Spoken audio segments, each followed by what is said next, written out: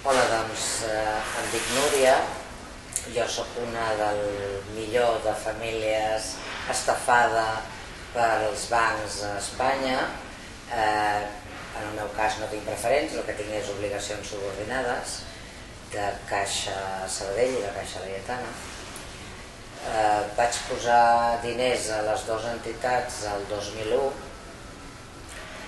com que no veia clara la qüestió per pura intuïció, hi va haver uns diners de Caixa Sabadell que els vaig retirar al cap d'un any per comprovar que realment era això que ens deien, que en 4 o 5 dies això hi havia un mercat intern de venda, per comprovar que funcionava. No van ser 4 o 5 dies, va ser una mica el més d'un mes, van posar totes les pegues que van poder, però vaig poder retirar els diners. Per tant, em vaig fiar i cada cop que estalviava uns diners, jo soc autònoma, doncs cada any intentava estalviar alguna cosa, els posava en obligacions subordinades. Bé, evidentment, al començament el que sents és ràbia i impotència. També et culpabilitzes una mica de dir quin error he comès jo. Fas la reflexió personal per veure quin aprenentatge has de fer tu respecte a quina relació tens tu amb els teus diners. Jo va arribar un moment que vaig dir, si tu ve aquest problema a la meva vida, jo acabaré malalta, cosa que em confirmen molts estafats que els hi està passant, que han d'acudir a psicofàrmacs, a pastilles per dormir, tenen problemes digestius, musculars, insomnis, etc. O sigui, els responsables de tot això tenen responsabilitat penal, no només pels suïcidis, que suposo que no tots els coneixem, però que n'hi ha hagut de persones que no han resistit la situació, sinó per l'àmplia patologia mental, emocional i física que està patint bona part de la població afectada. I vaig intentar treure els diners dient que tenia un pagament pendent on en tenia menys, que era Caixa Sabadell. Van començar a posar-me pegues i anava passant, mentides. Bé, al final jo ja me'n vaig assabentar que s'havia prohibit la venda interna a les entitats bancàries d'aquests productes, i aquests productes no eren en absolut com ens els havien explicat. O sigui, vaig comprovar que era una estafa. Llavors els diners de Caixa Sabadell sí que els he recuperat, perquè al ser pocs em van oferir un crèdit. Jo vaig dir que no volia un crèdit dels meus diners, que necessitava els meus diners, que acabarien cobrant-me interessos dels meus diners, com així va ser, perquè Caixa Sabadell va ser comprada per Unim. És curiós que posin aquests noms d'Unim, Juntets, etc. Bé, vaig estar pagant uns mesos interessos dels meus diners, però jo el capital ja el tenia, i finalment els vaig forçar que em paguessin al finalitzar el contracte del crèdit, em paguessin els diners indeguts que jo els havia pagat amb interessos del meu capital. Això a Caixa Sabadell es va poder fer perquè la data de venciment d'aquests diners era un any. A Caixa Laietana ha estat completament diferent, perquè aquí jo tenia el gruix dels meus estalvis. Em van mentir, evidentment, quan vaig dir vull vendre una part d'això. O sigui, en cap moment a les entitats deien la CNMV o Banc d'Espanya o que sigui ha prohibit la venda al mercat intern. Això evitaven dir-ho, però era així. Llavors em van dir no, el mercat està molt parat, molt tranquil, no es poden recuperar aquests diners, etc. Com que ja estava amb l'experiència de l'altra caixa, ja vaig veure de què anava. Aleshores, d'això ha passat un any i escaig. Per part meva he fet totes les passes que he cregut necessari fer. la queixa al síndic de Greuges, que primer va dir que les entitats bancàries eren entitats privades i que ell no hi tenia competència. Jo m'ha alegrat molt que recentment ha dit que sí, que elevarà la Fiscalia la segona estafa de Bankia, que és convertir aquests diners en accions que ells sabien, nosaltres no, que de seguida no valdrien res. Vaig fer la demanda a la CNMV, vaig parlar amb advocats, vaig fer escrits als directors de primer Caixa Laietana, després quan hi era Bankia de Bankia. Tenen algun escrivent que escriu molt bé i que et contesta, però et contesta tornant-te la pilota i donant a entendre que no hi ha res a fer. En aquests moments la sensació que tenim els clients de Caixa Laietana, inclosa Bankia, és que Bankia, crear Bankia, doncs els ha beneficiat amb ells, però en absolut els clients de Caixa Laietana. La sensació que tenim és que ens van obligar a comprar unes accions a preu de 3,50 i en aquests moments estan a 0,30, o sigui que pràcticament hem perdut el 90% del capital. Dóna la sensació que està tot perdut, ens mobilitzem al carrer. Jo, a part d'anar a les manifestacions que es convocaven a Barcelona, com que bona part dels meus diners estaven en una agència de Castelldefels,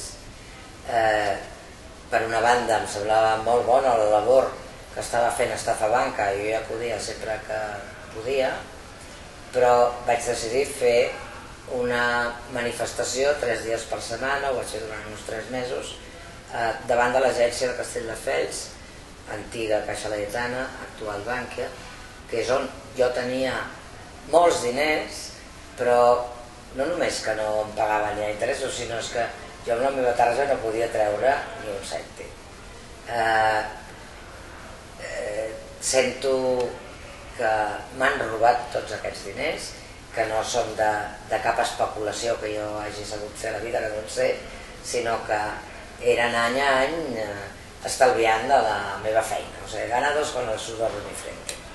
Aleshores va ser una nit que vaig tenir l'arrebato, tenia cartolines i rotuladors, vaig fer 3 pancartes, vaig comprar 2 cadires de platja amb una xinesa i em vaig instal·lar allà.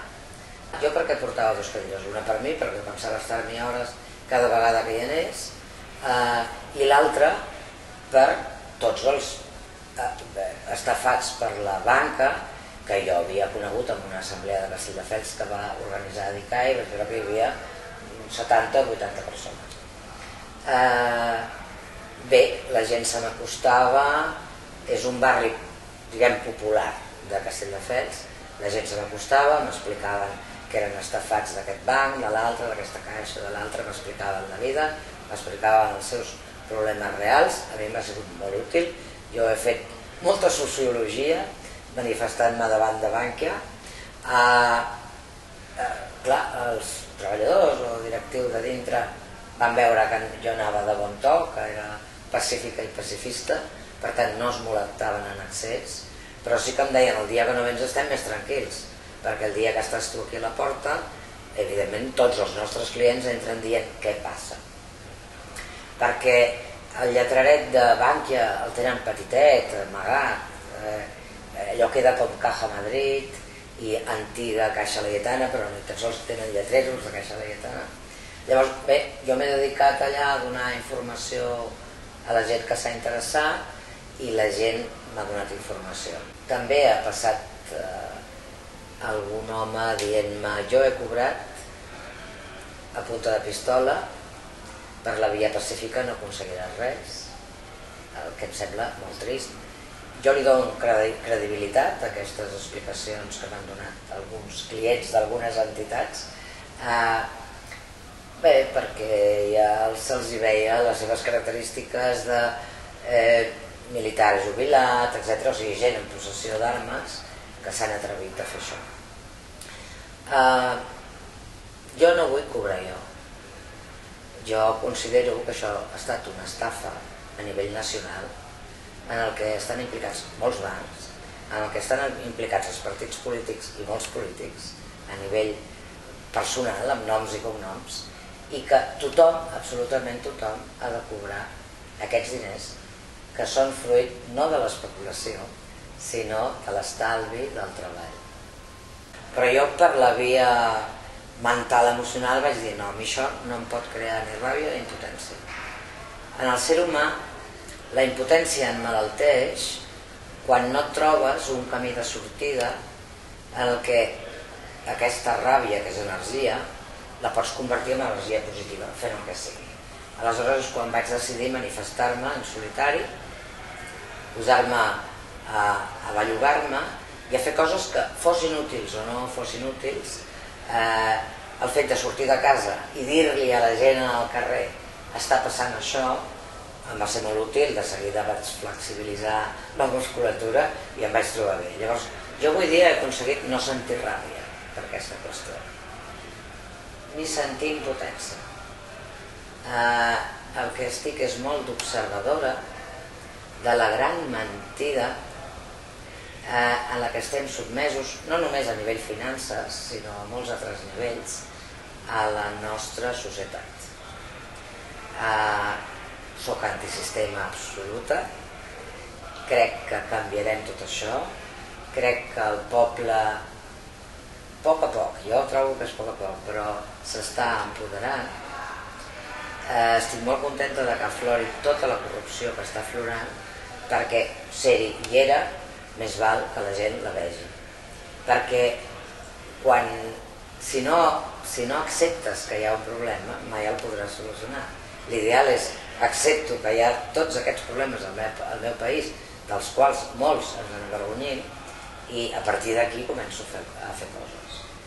Llavors recomano a tots els estafats que per no ser receptors d'aquesta ràbia i que l'hagin de mal digerir o mal dormir, es posin a fer treball social, perquè com ell està molta gent. Hem d'aconseguir canviar les coordenades en el que es mou la nostra societat. El poble és un poder, és el primer poder. Si nosaltres no els votem, ells no són res. Ells segueixen sense mirar i sense escoltar la veu del poble. Tenim un congrés de diputats i un Parlament català en triple balla, però perquè tenen por de nosaltres.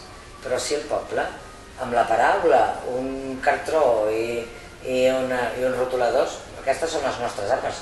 Per sort aquí no estem armats. Si són ells els que estan armats i els que tenen cossos en defensa del seu poder, no és en defensa, això ja ho estem veient, no és en defensa del ciutadà. Aleshores, jo li dic a la gent, per no posar-te malalt, per no haver d'anar al psiquiatre i prendre antidepressius, si us plau, belluga't. Ets una gota d'un oceà, ets una cèl·lula d'aquest cos social, però en un oceà li és important el que fa cada gota i en un organisme li és important el que fa cada gota, cada cèl·lula. Aleshores, belluga't i belluga't amb els teus. En el cas dels estafats, som una xarxa que cada cop es va fent més gran. La justícia està de la nostra part, o hauria d'estar a la nostra part.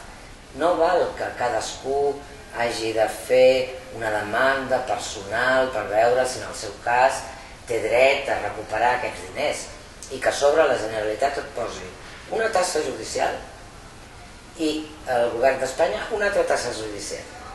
Has de pagar doble tassa judicial per anar a defensar els teus drets. Però això què és? Llavors, en els mitjans catalans es parla molt de la tassa judicial del Gallardón. Heu sentit que algú als nostres mitjans catalans parli de la tassa de la Generalitat? Perquè aquí la tenim doble. O sigui, aquí es fa abans que allà la pressió econòmica vil, perversa, sobre la població. I tenim la d'aquí i tenim la d'allà. ens hem de revelar d'això. Evidentment que ens hem de revelar, però no és moment de revolucions, és moment d'evolució. Ens anem reconstruint. El que potser hi ha gent que està desesperançada i no veu és mentre es cau una estructura s'està reconstruint l'altra. Jo quan era petita vaig trobar pel camp una pell preciosa que era de serp i sencera i vaig dir però això com va? I llavors em vaig assabentar que la pell de la serp la canvia tant en tant i mentre la pell vella va caient però que cau tota sencera es va renovant i es va regenerant una pell nova. Això no deu ser... segur que és dolorós per la serp, vull dir, segur que és una reconversió important en la vida d'una serp. Ens està passant una mica el mateix, no ens n'adonem, perquè no ens ho volen explicar, no ens n'adonem de tot el que està aflorant. Hi ha preparat de tot per la nova era. Hi ha una població assenyada, coherent, solidària, que està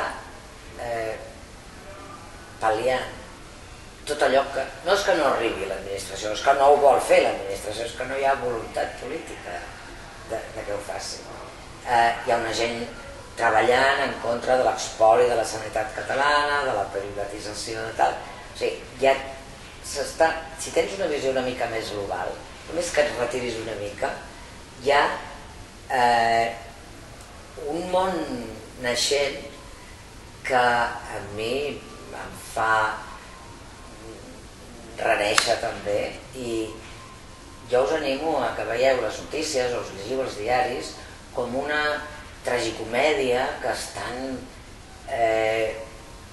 protagonitzant actors molt dolents, se'ls veu el llautó, diuen una consigna, penso l'altre dia amb la vicepresidenta Cospedal, diu, no, l'Ibarra i el tal haurien de parlar d'una altra manera i tal, i al moment que ho acaba de dir se li escapa el riure sota el nas. Són molt mals actors.